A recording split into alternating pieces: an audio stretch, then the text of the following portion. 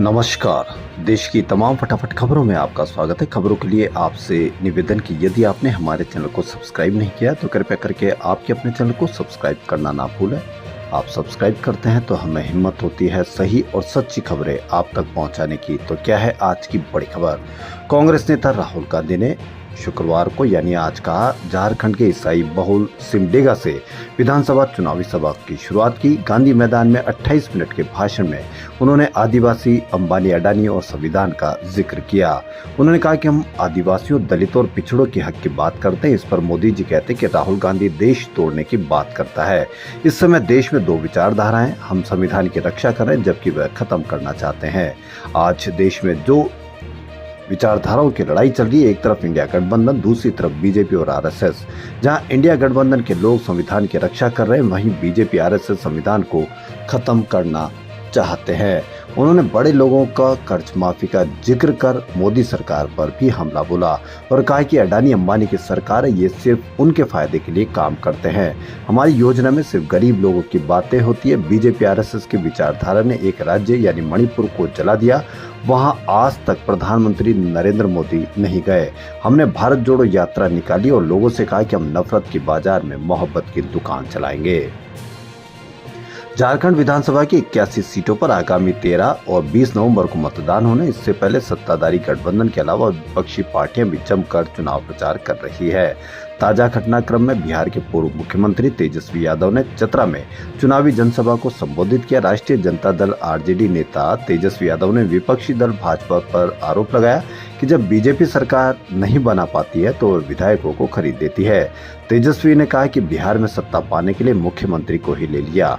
उन्होंने आरोप लगाया कि बीजेपी भारत के लोकतंत्र और संविधान को नष्ट करना चाहती है। गौरतलब है कि केंद्रीय निर्वाचन आयोग की तरफ से निर्धारित कार्यक्रम के अनुसार झारखंड में 2 चरणों यानी 13 और 20 नवंबर को मतदान होना है। वहीं महाराष्ट्र में विधानसभा चुनाव के लिए मतदान 20 नवंबर को होंगे। श्री अकाल तख्त साहिब के जत्थेदार सिंह साहिब ज्ञानी रघुबीर सिंह ने भारत के सिविल एविएशन सुरक्षा ब्यूरो के आदेश का विरोध किया। इस आदेश में देश के हवाई अड्डों पर सुरक्षा सेवाओं में कार्यरत अमृतधारी सिख कर्मचारियों के लिए कृपान पहनने पर प्रतिबंध लगाया गया है।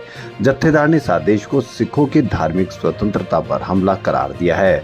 अकाल तख्त साहिब से जारी एक लिखित बयान में जत्थेदार ज्ञानी रघुबीर सिंह ने कहा कि भारत की स्वतंत्रता में सिख समुदाय का महत्वपूर्ण योगदान रहा है, जहां 80% से अधिक कुर्बानियां सिखों ने दी है।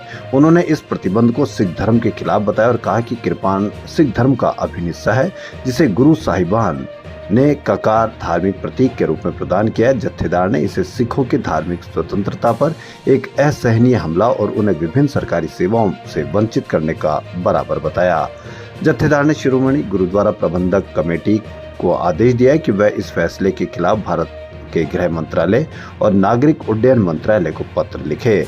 इसमें सिख समुदाय की भावनाओं से उन्हें अवगत कराते हुए इस प्रतिबंध को हटाने की मांग की जाए। अब एक गाने को लेकर सलमान खान को धमकी मिली है। गुरुवार को रात मुंबई पुलिस कंट्रोल रूम में धमकी भरा मैसेज भेजा गया।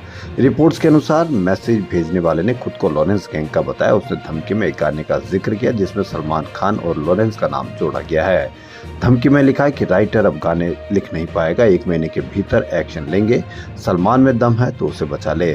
सलमान खान को बीते 15 दिन में चौथी बार धमकी मिली है। बई ट्रैफिक कंट्रोल रूम में भेजे गए मैसेज में लिखा गया था कि सलमान खान काले हिरण के शिकार मामले में बिश्नोई समाज के मंदिर जाके माफी मांगे या 5 करोड़ रुपए दे।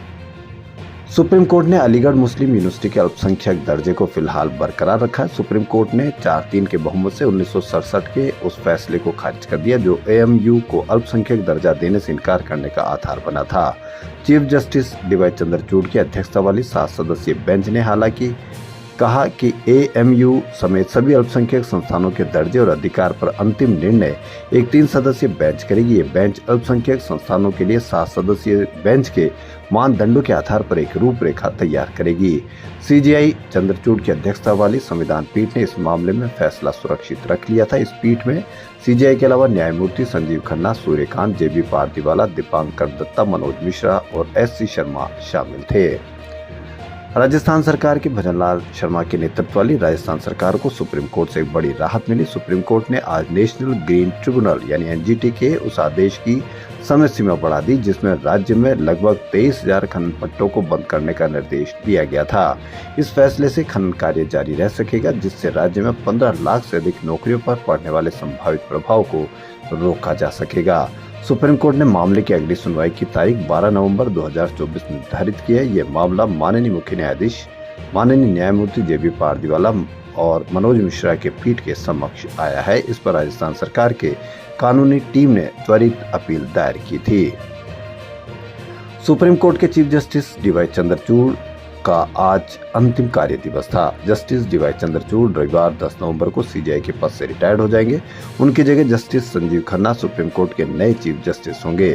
चीफ जस्टिस डीवाई चंद्रचूड़ आज कोर्ट में अपनी आखिरी बात बोलकर विदा हुए। उन्होंने कहा कि कोर्ट में कभी मेरे से किसी का दिल दुखा हो तो उसके लिए मुझे क्षमा कर दे।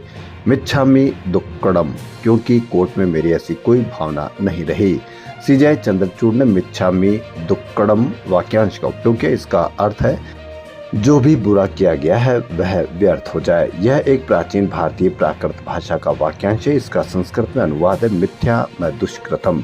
जैन धर्म में इस वाक्यांश का इस्तेमाल कई मौकों पर किया जाता है। जस्टिस संजीव खन्ना वर्तमान में सुप्रीम कोर्ट के सबसे वरिष्ठ जज हैं। जस्टिस खन्ना भारत के 51वें चीफ जस्टिस होंगे। जस्टिस खन्ना सोमवार यानी 11 नवंबर को कार्यभार संभालेंगे।